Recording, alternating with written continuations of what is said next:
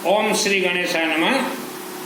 आज का मानव हमेशा चिंता में डूबा रहता है कि हमारे बच्चों का फ्यूचर कैसा होगा। यह चिंता हर मानव को खाए जा रहा है और चिंता जरूरी भी है कि बच्चों का फ्यूचर कैसा होगा। तो हमारे ब्रह्मा विष्णु महेश जी, ब्रह्मा ने 3 करोड़ 50 लाख वर्ष पूर्व यह मानव योनि का सृष्टि किया था। तो ब्रह्मा जी जो हैं यह सातिर दिमाग के थे, इसीलिए उनका पूजन जो है वर्ल्ड के कहीं भी नहीं होते, सिर्फ एक ही मंदिर में होते हैं, एक ही शहर में होते हैं उनके पूजन। तो आपका चिंतन है, आपका सवाल है कि हमारे आने वाले बच्चों का भविष्य कैसा होगा।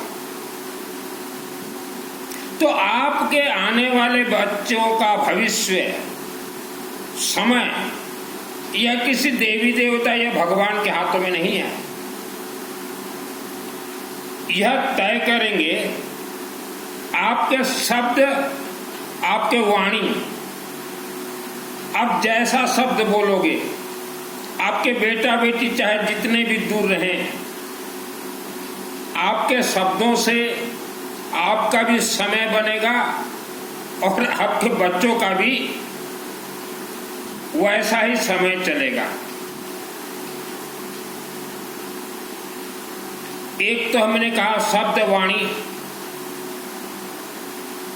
दूसरा हमने कहा रहन सहन। आप कैसे रहन सहन करते हैं। तीसरा आपका चिंतन और विचार। जैसा आपका चिंतन, जैसा विचार रहेगा वैसा ही आपके बच्चों का भविष्य और किस्मत बनेगा। और इसके बाद आते कर्म। आपका दिनचर्या कर्म कैसा है। दिनचर्या कर्म अगर जानवरों के जैसा है, सिर्फ पेट पालने का ही आपके चिंतन में है, तो आपके आने वाले बच्चों का भविष्य एक जानवर के तरह ही होगा। आज भारत के अंदर 150 करोड़ लोग रहते हैं। इनमें 149 करोड़ से ज्यादा व्यक्ति हर रोज सुबह उठेंगे, मलमूत्र त्यागेंगे। ये जानवर भी हर रोज मलमूत्र त्यागते हैं और दिन भर फिर हम अपना पेट क्या जुगाड़ करेंगे कि भोजन पानी, यह तो जानवर भी करते हैं। रात को संभोग, यह जानवर भी करते हैं संभोग हमारे क्षेत्र में। और फिर रात को संभोग करके सो जाना और सुबह फिर वही रूटीन।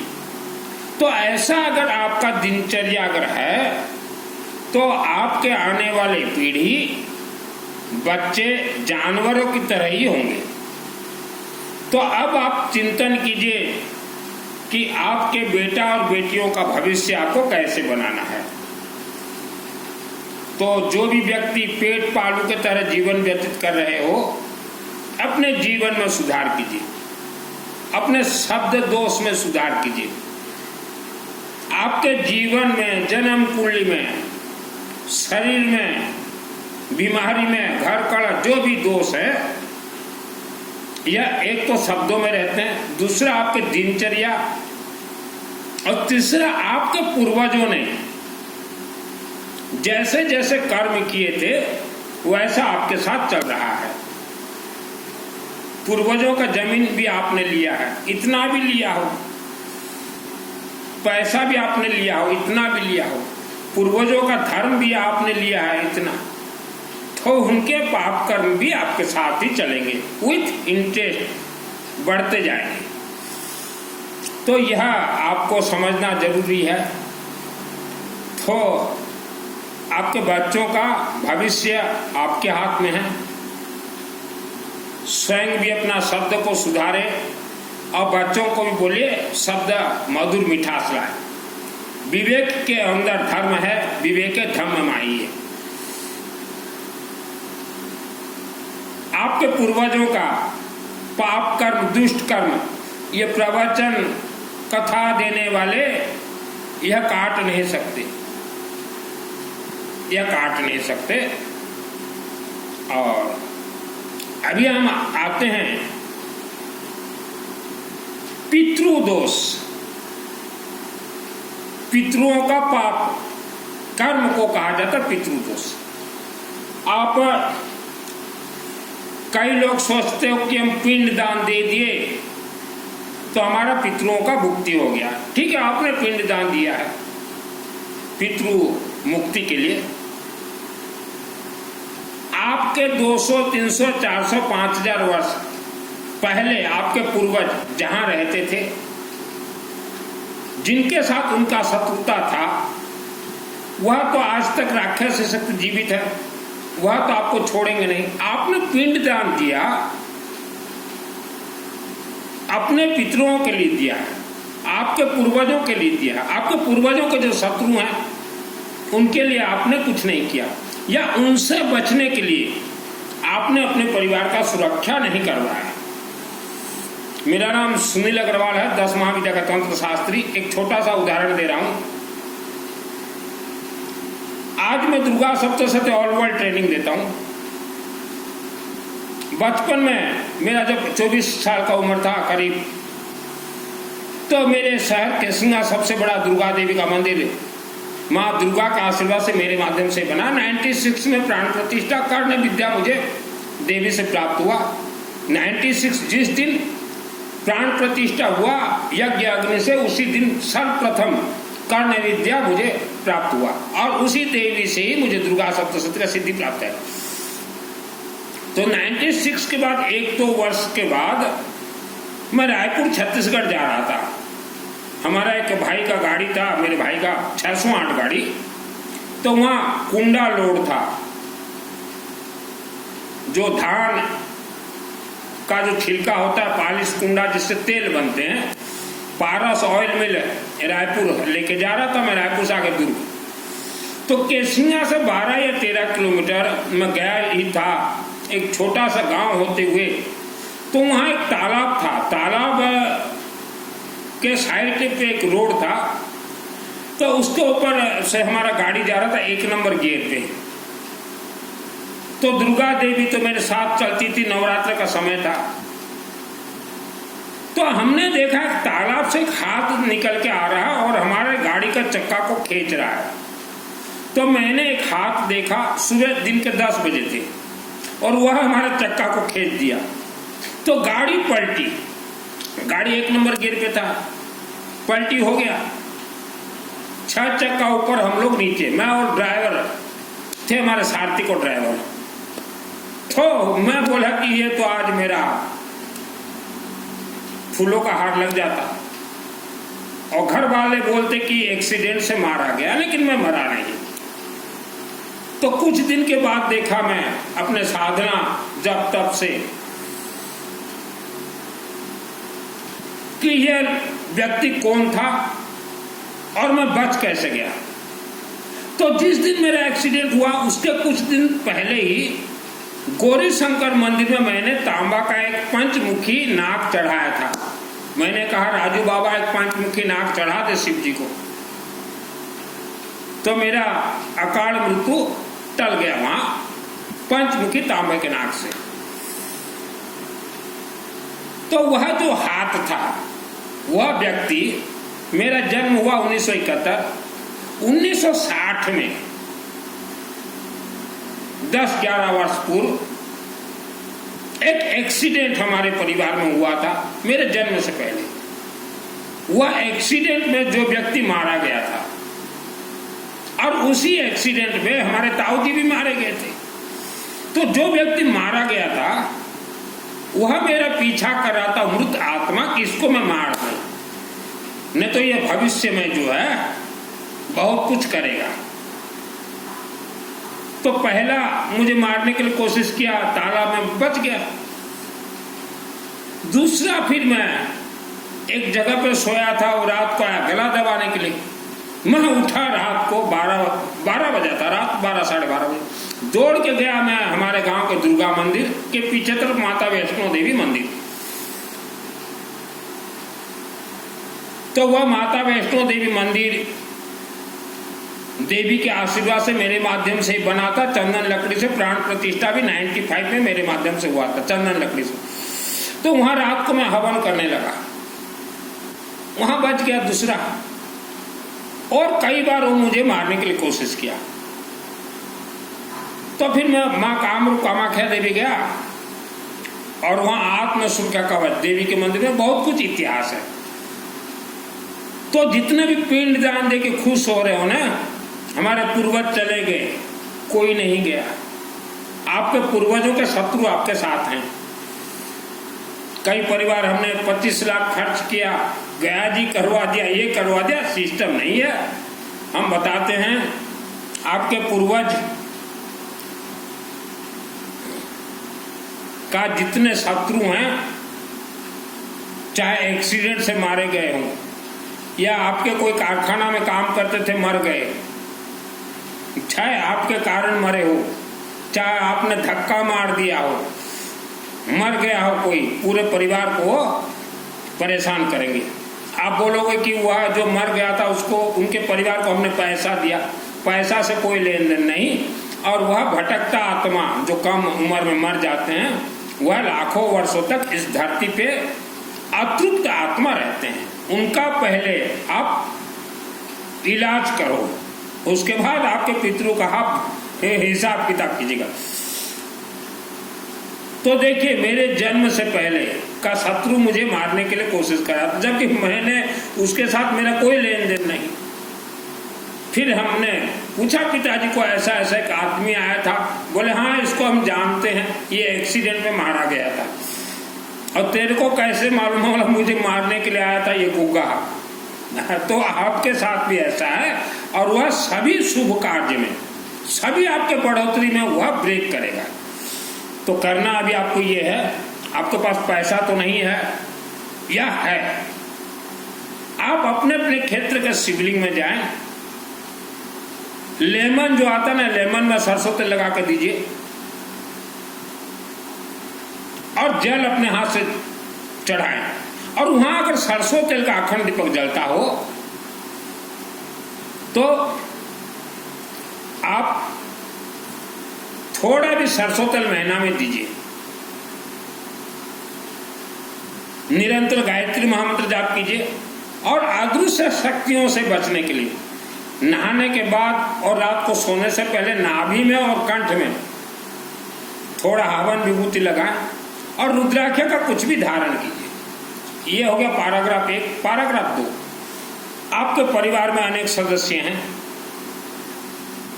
तो घर के शिव मंदिर हम नहीं कहते कभी भी, आपके गांव के शिव मंदिर या वर्ल्ड के किसी भी शिव मंदिर में जीवन में एक बार आप 24 घंटा शिवलिंग के ऊपर रुद्राभिषेक नमक चमक करवाएं विद कनक धारा के साथ, या शिवलिंग शिव मंदिर परिसर में 24 घंटा अखंड अग्नि में रुद्राभिषेक नमक चमक और अनेक देवी देवताओं का मंत्र आहुति कीजिए। तो पहले परिवार को सुरक्षित कीजिए। आप सोचो पिंड दान दे दिए, पितृमोक्ष, आप सोच रहे हो कि कहीं पूजन करवा दिए, काल सर्प दोष से मुक्ति, होंगे ही नहीं। पहले अपने जीवन को सुधार लीजिए। तो मैं जैसे बच गया, तो वैसे लाखों लोग मारे भी जाते हैं और उनके घर वाले बोलेंगे कि सोते सोते मर गया। मेरे जीवन में बहुत खेल हुए हैं, बहुत खेल।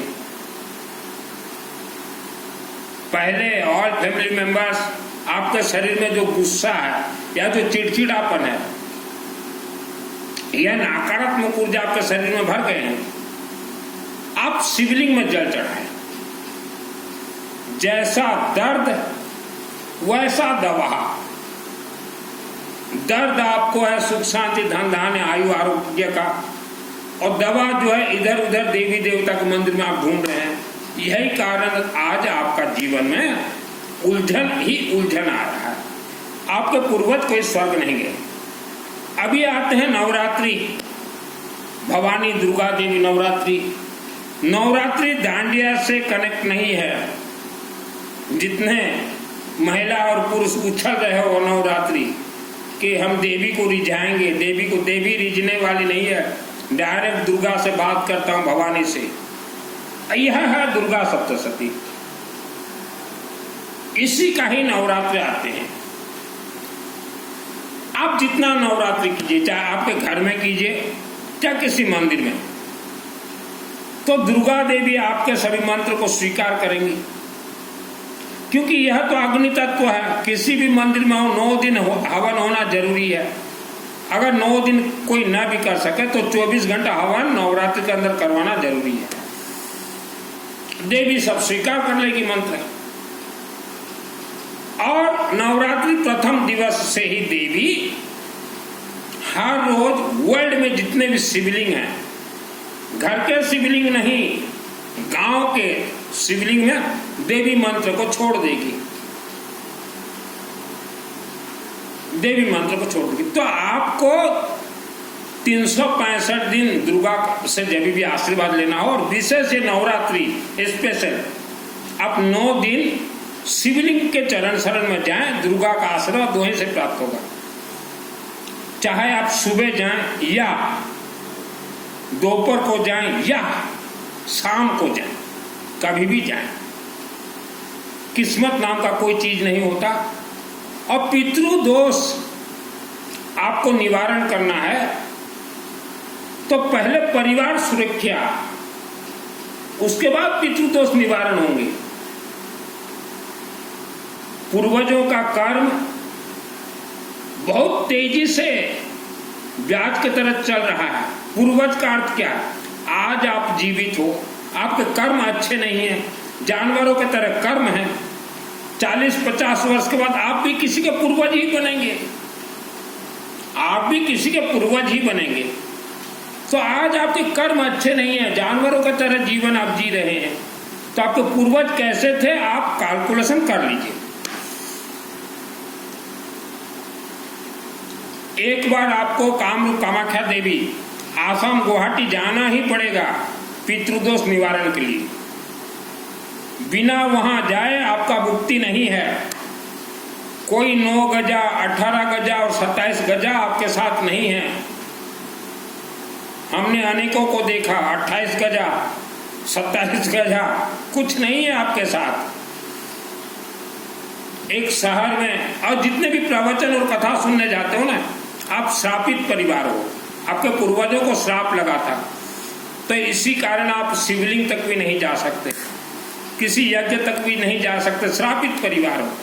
प्रवचन कथा सुनते सुनते आपका घरों का आज भंटादार हो गया, सत्यानाश हो गया घरों का, फिर भी प्रवचन का पथ आप छोड़ नहीं पा रहे, क्योंकि पूर्वजों का श्राप लगा हुआ है।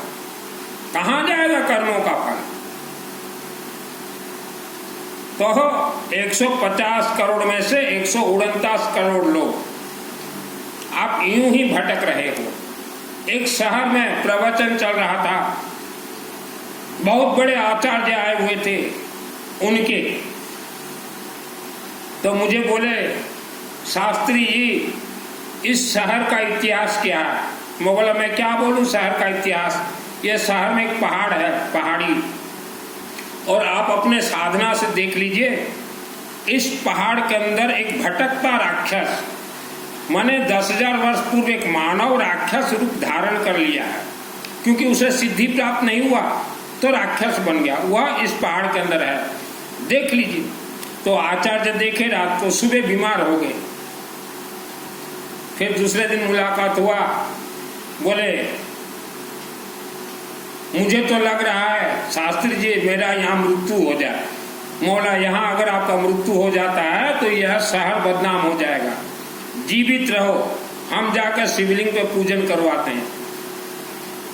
तो ऐसे ऐसे भी हमने शहर को देखा है जो कि राक्षस से शक्ति 10-10 हजार वर्षों से हैं।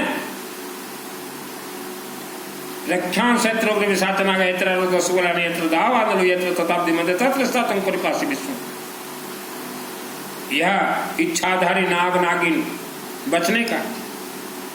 पहाड़ के अंदर देखना चाहते हो दुर्गे देवी नमस्तुभ्यं सर्व कामा साधिके मम सिद्धि में सिद्धि हुआ स्वप्ने सर्वम प्रदर्शय। यह मंत्र हम सिद्ध करवा देंगे।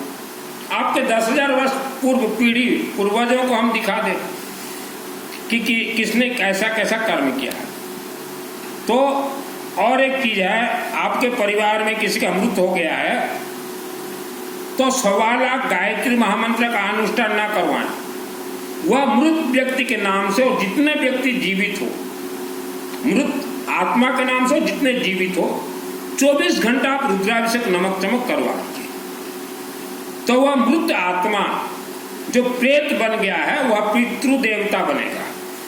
यूं ही मरने से तुरंत कोई पितृदेवता नहीं बनता, वो प्रेत आत्मा है, उसका नाम जोड़िए और जो जीवित हो और फैमिली मेंबर्स का नाम जोड़िए। 24 घंटा अखंड कंटिन्यू रुद्राभिषेक नमक चमक करवा लीजिए। घर में नहीं, किसी भी शिव मंदिर में। आपसे अगर नहीं हो सकता ये तो मेरे व्हाट्सएप से चैटिंग कीजिए। चाहे वह 10 वर्ष पहले मृत हो गया हो, चाहे 20 वर्ष, चाहे 5 वर्ष, जैसा भी चैटिंग कीजिए। हम ओडिशा राज्य संबलपुर के नजदीक बरगढ़ में हमारे ब्राह्मण देवता दीपक दास जी के माध्यम से करवा देंगे। 12 ब्राह्मण देवता बैठेंगे, 24 घंटा चलेंगे। चाहे हवनात्मक आप बोलिए हवन यज्ञ के माध्यम से, चाहे शिवलिंग के ऊपर श्रृंगी। ठंड के दिन में हवनात्मक, गर्मियों के दिन में शिवलिंग के ऊपर। जीवन में एक जरूर करवाएं, कम से कम परिवार बच जाए और जो पूर्वज मर गए हुए हैं उनको शक्ति प्रदान हो। इसमें खर्चा ज्यादा नहीं आएगा। 33,000 कुछ प्लस इसीलिए कहा है। आप कितना त्रिशूल चढ़ाना चाहते हो, कितना लेमन चढ़ाना चाहते हो। कई लोग बोलते हैं कि 108 त्रिशूल चढ़ा दीजिए, कई लोग बोलते हैं 1100 चढ़ा दीजिए त्रिशूल, कई लोग बोलते हैं 1100 नींबू चढ़ा दीजिए। तो उसका सिस्टम तो जीवन में एक बार जरूर करवाएं। या तो आप अपने से कीजिए और आपसे नहीं हो सकता तो हम करवा देंगे। यह किसी भी शनिवार को ही होगा, हम करवा देंगे। तो आपका किस्मत आपके दिनचर्या के ऊपर डिपेंड करता है। जानवरों की तरह अगर जीवन है तो आपके बच्चे जानवरों की तरह होंगे। यह आप वर्ल्ड के गांव-गांव में देखिए, हर गांव में देखिए। इंसान होते हुए भी जानवरों जैसा बात करते हैं, जानवरों जैसा रहन सहन है। अरे भगवान ने मुख दिया है, कम से कम मुख से तो मधुर शब्द निकले।